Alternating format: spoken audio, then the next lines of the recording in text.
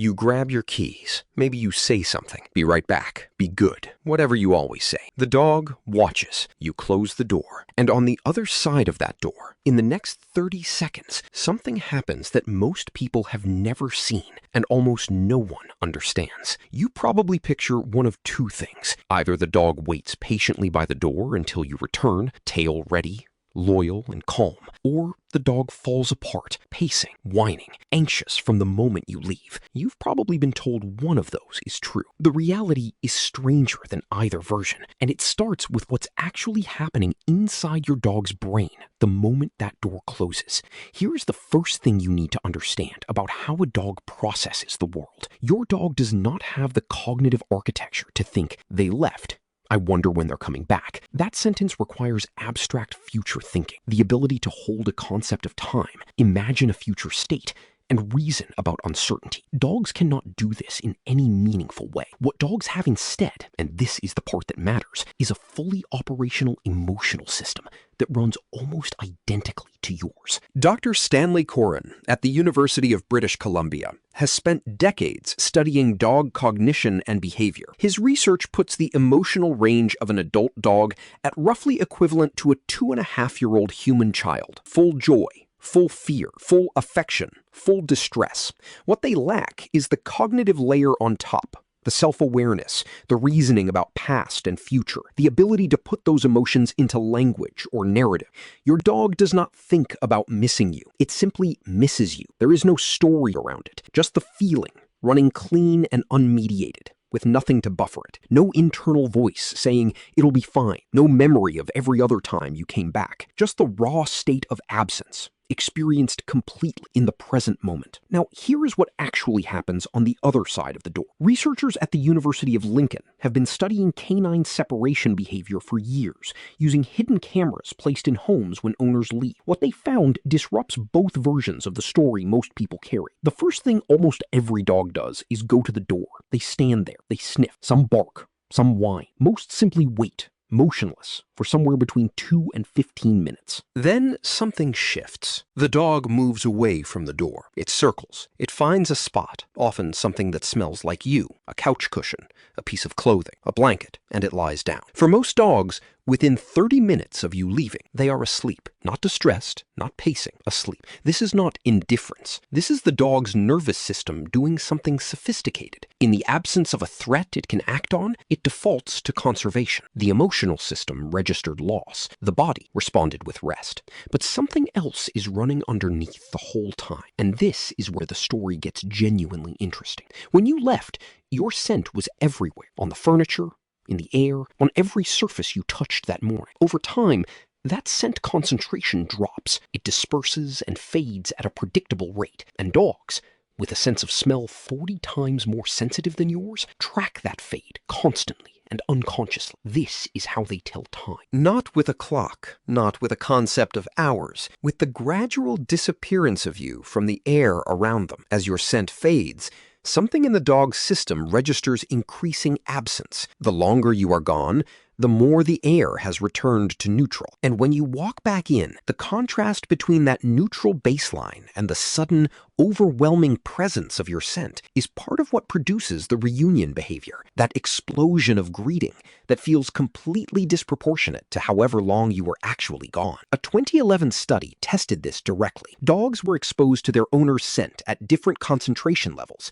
and their behavioral responses were recorded. Dogs responded differently depending on how faint the scent had become, showing increasing activation and searching behavior as concentration dropped. The scent is not just comforting, it is a timer. And when the timer runs out, something in the dog begins to wait more active. But here is the piece that changes this story completely. In 2011, neuroscientist Gregory Burns at Emory University began doing something that had never been done before, training dogs to lie still inside an MRI scanner without sedation while their brains were being imaged. It took months. Most researchers said it couldn't be done. Burns disagreed, and he was right. What he found in the reward centers of the dog's brain, in the caudate nucleus, the same structure that activates in humans during anticipation of something pleasurable, was a response to one specific stimulus above all others. Not food, not toys, not other dogs. Your scent. The smell of their owner produced caudate activation in dogs that was measurably stronger than any other stimulus tested. In the language of neuroscience,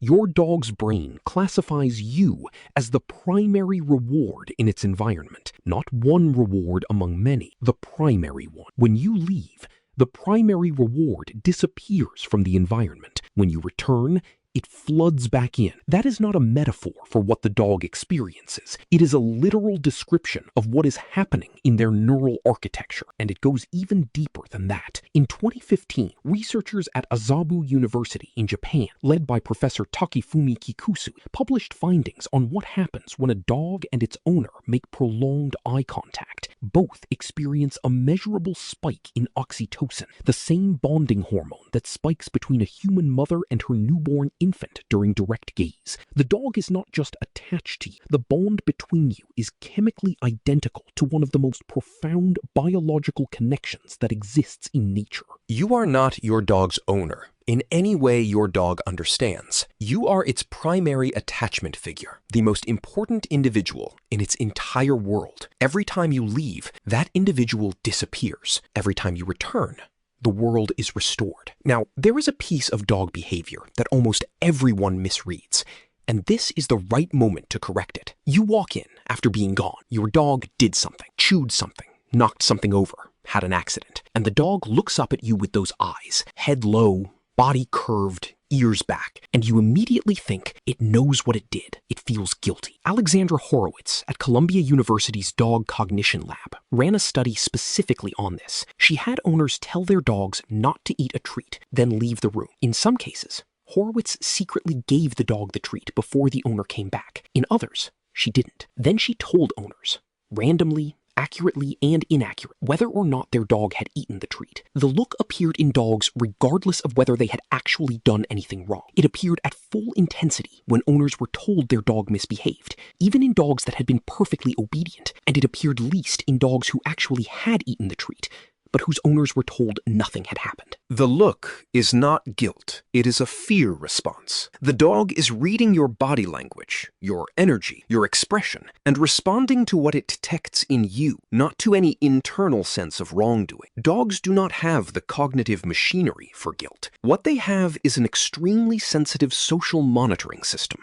that picks up threat cues from the humans around them with remarkable speed and accuracy. Your dog isn't confessing. It's protecting itself from something it senses in your posture, and it has been doing this successfully for roughly 15,000 years, which is probably long enough to get good at it. But here is the part of this story almost nobody tells you, and it is the strangest part of all. Your dog dreams about you. During REM sleep, the same phase where human dreams occur, dogs show rapid eye movement, twitching paws, altered breathing, and muscle activity that suggests they are mentally replaying experiences. Research from MIT by Matthew Wilson and Kenway Louie recorded the brain activity of rats during learning tasks and then during sleep, finding that the hippocampus replayed the exact same neural sequences during REM that had fired during the waking experience. The same mechanism operates in dogs. And what does a dog's waking experience consist of more than anything else? You, your presence, your movements, the interactions you share, the walks, the feeding, the moments of contact. If dogs replay their most significant experiences during sleep, and the evidence strongly suggests they do, then the thing they are most likely replaying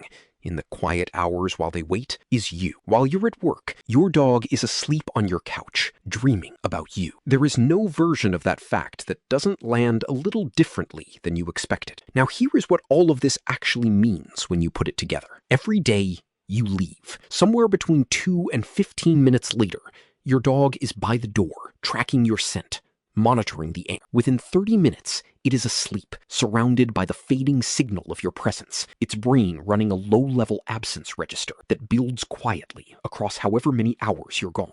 During that sleep, It is almost certainly replaying, and when you walk back in, everything reverses at once. The scent floods back, the caudate fires, the oxytocin spikes, the primary attachment figure has returned, and the animal that spent those hours not worrying in any human sense, not reasoning about your return, not building anxiety around concepts it doesn't possess, that animal responds with everything it has, because everything it has just walked back through the door. What your dog is doing while you're gone is not waiting in any way you would recognize. It is moving through your absence the way any creature moves through the absence of the thing that matters most to it, by conserving, by resting, by processing, by dreaming, until the gap closes. And the moment you walk in, the gap closes. That greeting you get at the door, that complete, unguarded, nothing held back response, is not performance. It is not habit. It is not something trained into the animal over years of reward. It is the most honest emotional expression in the room. Your dog cannot tell you it missed you. It cannot explain what the hours felt like. It cannot put into words what it means that you came back again, like you always do. It can only show you, with everything it has,